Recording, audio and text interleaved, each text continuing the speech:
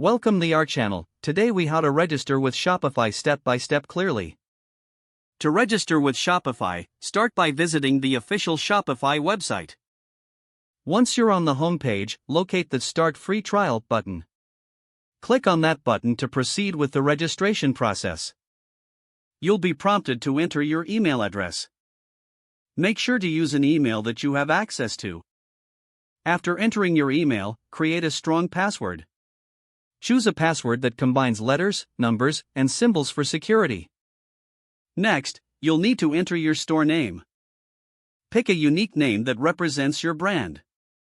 Once you've provided the required information, click Create Your Store. Shopify will take a moment to set up your store. After the setup, you'll be guided to the store setup page. Here, you'll answer a few questions about your business. These questions help customize your Shopify experience.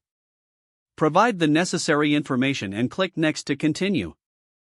You'll then be taken to your Shopify dashboard.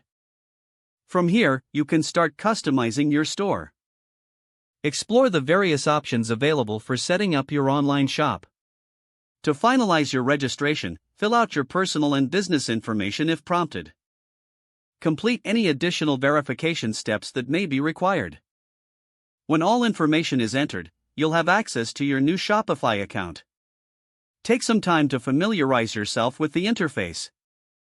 Congratulations, you're now registered with Shopify and ready to start your e-commerce journey. If the page does not load, refresh the browser or try again in a private or incognito window. Make sure you are using the correct email address, then retype it carefully to avoid small typos. If your password is not accepted, use the reset option and create a new strong password you can remember. Check your spam folder for verification or security emails, then complete any requested confirmation steps.